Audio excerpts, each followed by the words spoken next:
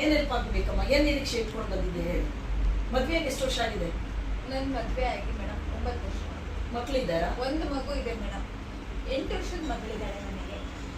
ನಿಮ್ ಗಂಡ ಇದ್ದಾರಾ?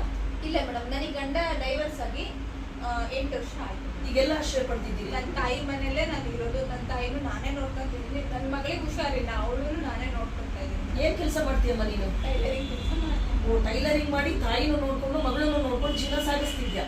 ನಿನ್ ತಂದೆ ಇದ್ದಾರಾ? ಇಲ್ಲ, ನನ್ನ ತಂದೆ ಇಲ್ಲ. ತಂದೆ ಇಲ್ಲ, ತೀರೋಗಿದ್ದಾರಾ? ಇದ್ದಾರೆ ನಮ್ಮ ಜೊತೆ. ನಿನ್ನ ಬಿಟ್ಟು ಹೋಗಿದ್ದಾರೆ. ಬಿಟ್ಮೇಲೆ ಜವಾಬ್ದಾರಿ ಈಗೇನೆ ತಗೊಂಡಿದ್ದಾರೆ. ವೆರಿ ಗುಡ್, ವೆರಿ ಗುಡ್, ಖುಷಿ ಆಗ್ತದೆ.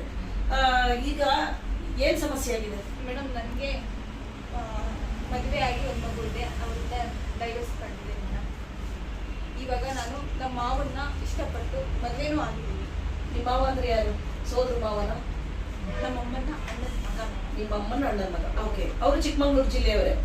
ನಮ್ಮ ಊರವರನ್ನೇ, ಸ್ವಂತ ನಮ್ಮ ಮಾವನೇ ಆಗಿದೆ. ಆಯ್ತು, ಓಕೆ. ಈಗ ಅವ್ರೇನ್ ಮಾಡಿದ್ರು? ನಾನು ಅವರು ಪರಸ್ಪರವಾಗಿ ಪ್ರೀತಿ ಮಾಡಿ ಮದುವೆ ಆಗಿದ್ದೀವಿ ಮೇಡಮ್. ಎಲ್ಲಿ ಮದುವೆ ಮಾಡ್ಕೊಂಡ್ರಿ? ಧರ್ಮಸ್ಥಳದಲ್ಲಿ ಮದುವೆ ಆಗಿದ್ದೀವಿ ಮೇಡಮ್. ನಾವು ಧರ್ಮಸ್ಥಳ ದೇವಸ್ಥಾನದಲ್ಲಿ ಮದುವೆ ಆಗಿದ್ದೀರಿ? ಹೌದು ಮೇಡಮ್. ಓಕೆ. ಆಮೇಲೆ ಇವಾಗ ನಾನು ಅವರು ತುಂಬಾ ಚೆನ್ನಾಗಿದ್ರು ಮೇಡಮ್. 5-6 ವರ್ಷದಿಂದ ಸಂಸಾರ ಮಾಡ್ತಾ ಇದ್ವಿ. ಅವರ ಅಪ್ಪ ಅಮ್ಮಗೆ ಎದುರಿನ